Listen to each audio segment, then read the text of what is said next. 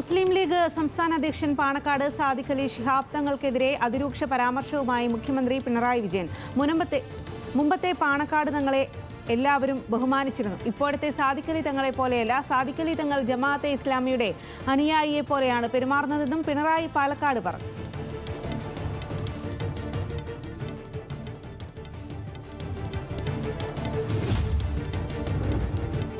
Riyadh ജയിലിൽ കഴിയുന്ന കോഴിക്കോട് ഫറോക്ക് സ്വദേശി അബ്ദുറഹീമിന്റെ മോചനം വൈകും. റിയാദ് ക്രിമിനൽ കോടതി കേസ് പരിഗണിച്ചെങ്കിലും മോചന ഉത്തരവുണ്ടായില്ല. കേസ് 2 ആഴ്ച കഴിഞ്ഞ് വീണ്ടും പരിഗണിക്കും. ഇനിയും മോചനം നീളുന്നത് സഹിക്കാൻ കഴിയുന്നതല്ലെന്ന് അബ്ദുറഹീമിന്റെ സഹോദരൻ നസീറും മാതാവും പ്രതികരിച്ചു.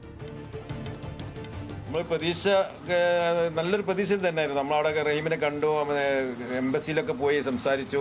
എംബസി ഉദ്യോഗസ്ഥരൊക്കെ നല്ലൊരു നമ്മൾ സ്വീകരണം ഒക്കെ നല്ലതായിരുന്നു. പക്ഷേ ഇങ്ങനെ ഒരു വാർത്ത വന്നത് നമുക്ക് ഉൾക്കൊള്ളാൻ കഴിയുന്നില്ല. 2 ആഴ്ച മാറ്റി വെച്ചു എന്ന് പറഞ്ഞത്.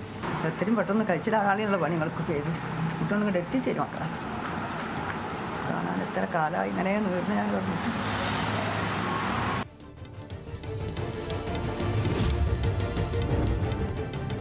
സമസ്ത EK വിഭാഗത്തിന് പിന്നാലെ വഖഫ് വിഷയത്തിൽ നിലപാട് വ്യക്തമാക്കി കാന്തപുരം AP വിഭാഗവും. മുനമ്പത്തും ചാവക്കാടും തലപ്പുഴയിലുമടക്കം വഖഫ് സ്വത്തുക്കൾ കള്ളക്കച്ചവടം നടത്തിയെന്ന് AP വിഭാഗം മുഖപത്രം സിറാജിലെ ലേഖനം. വഖഫ് സ്വത്ത് തിരിച്ചുപിടിക്കണമെന്നും കുറ്റം ചെയ്തവരെ പ്രോസിക്യൂട്ട് ചെയ്യണമെന്നും സിറാജ് ലേഖനത്തിൽ ചൂണ്ടിക്കാട്ടി.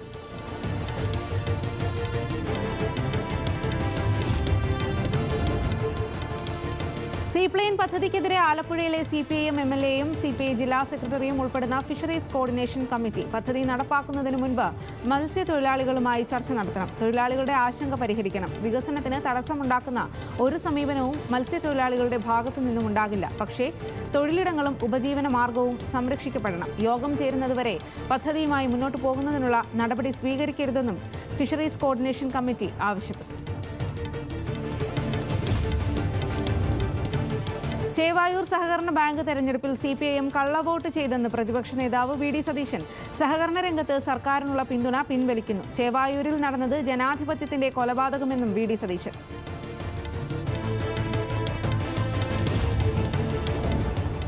വയനാട് ദുരന്തബാധിതരോടുള്ള കേന്ദ്ര സർക്കാരിന്റെ മൗനം അപകടകരമെന്ന് മന്ത്രി K രാജൻ. ജനാധിപത്യത്തിൽ ഒരു കാരണവശാലും അംഗീകരിക്കാൻ കഴിയാത്ത മൗനമാണ്.